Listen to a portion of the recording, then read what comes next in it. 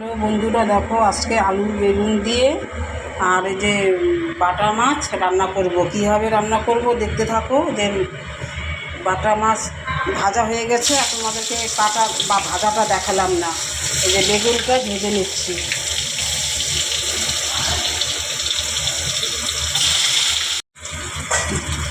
বেগুনটা ভাজা হয়ে গেছে, এরকম করে বেগুনটা ভেজে নেবে।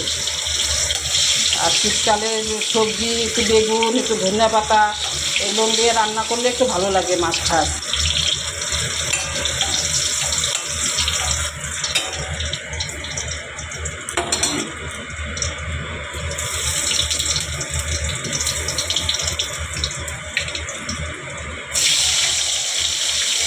আলুটা ভেজে নিই, তারপর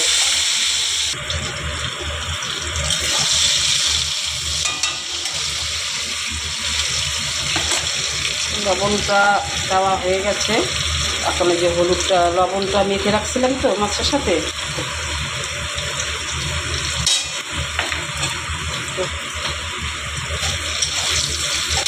টমেটো দিয়ে দিই।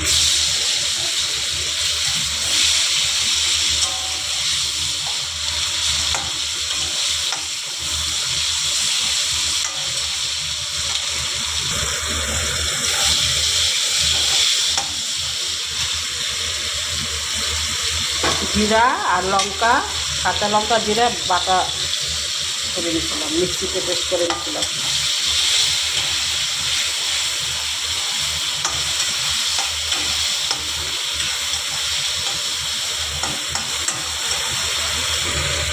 মশলাটা দিয়ে একটু জল দিয়ে দিলাম, বাটিটা দিয়ে অল্প মশলাটা হোক।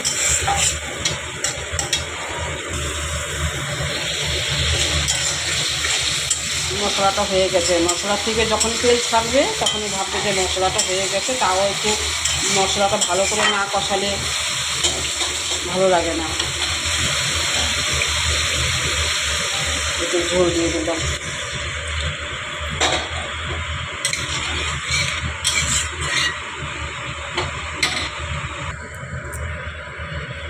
মাছটা আর বেগুনটা একসাথে দিয়ে দিলাম, কারণ বেগুনটা ভাজা আছে তো।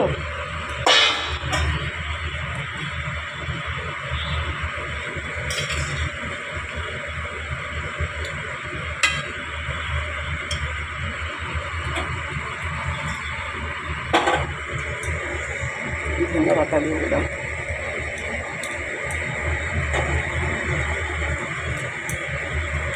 এরকম করে আলু বেগুন দিয়ে বাটা মাছ ঝোল রান্না করে খাবে, খেয়ে কমেন্ট করে বলবে।